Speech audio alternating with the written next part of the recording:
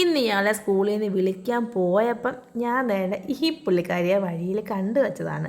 തിരിച്ചു വന്നപ്പം ഞങ്ങൾ രണ്ടും കൂടി ഇയാളെ അങ്ങ് പൊക്കി. നമ്മുടെ വീട്ടിലെ ഈ സെയിം കളർ കാക്കാത്തിപ്പൂവിൻ്റെ ഒരു കുഞ്ഞു തൈയുണ്ട്. അത് ഞാൻ ചട്ടിയിൽ നടും. 2-3 ഇല വരുമ്പോൾ നമ്മുടെ വീട്ടിലെ കോഴി തന്നെ വന്ന് ആ ഇല മുഴുവനും തിന്നിട്ട് പോകും. അപ്പോൾ കോഴിയെ വഴക്കം പറഞ്ഞ് ഞാൻ ഈ ചെടി എങ്ങോട്ടെങ്കിലും എടുത്ത് മാറ്റി വെക്കും.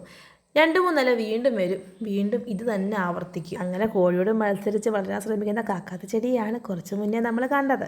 അപ്പം ഞാൻ കൊണ്ടുവന്ന ചെടിയെ അന്തരം നടാൻ പറ്റിയില്ല കേട്ടോ. നല്ല വെയിലായതുകൊണ്ട് പുള്ളിക്കാരി അവിടെ ഇരുന്ന് കുറച്ചൊന്ന് വാടിയിട്ടുണ്ട്.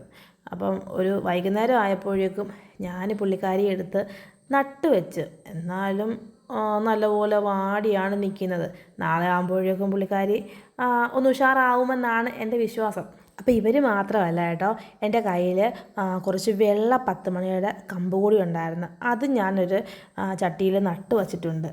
അപ്പം ഇനി ഇവരെല്ലാം കൂടി നമ്മുടെ പ്രാവും കൂടിൻ്റെ കീഴിലെ തണലൊക്കെ പറ്റി ഒന്ന് റെസ്റ്റൊക്കെ എടുത്ത് വേരൊക്കെ ഒന്ന് പിടിച്ച് ഉഷാറാവട്ടെ എന്ന് കരുതി ഞാൻ അവരെയും പ്രാവും കൂടിൻ്റെ താഴെ തന്നെ കൊടുത്തിട്ടുണ്ട്. പിന്നെ ഞാൻ വേറൊരു സംഭവം കാണിച്ചു തരാം കേട്ടോ. കണ്ടിട്ട് നിങ്ങൾ ചിരിക്കരുത്. ഇതാണ് സംഭവം കേട്ടോ. നമ്മൾ തുണി സിമെൻറ്റിൽ മുക്കി ചട്ടി ഉണ്ടാക്കുമല്ലോ, അങ്ങനൊന്നും ഉണ്ടാക്കാൻ ശ്രമിച്ചതാണ്. പക്ഷേ സിമെൻറ്റ് കുഴച്ചപ്പം വെള്ളം കൂടിപ്പോയി. എൻ്റെ ഉണയും കഴിഞ്ഞപ്പം ഇതാണ് അവസ്ഥ. ഒന്ന് നന്നായിട്ട് പിടിക്കുമ്പോഴേക്കും സിമെൻറ്റ് പൊടിഞ്ഞ് പറന്ന് പോന്ന്. കഴിഞ്ഞിട്ടില്ല, വെറൈറ്റി ഷേപ്പിലുള്ള കുറച്ച് ചട്ടികളും കൂടി ഞാൻ ഉണ്ടാക്കിയിട്ടുണ്ട്. പക്ഷേ എൻ്റെ ചട്ടികൾ പൊക്കിയെടുക്കുമ്പം ഇതാണ് അവസ്ഥ കേട്ടോ.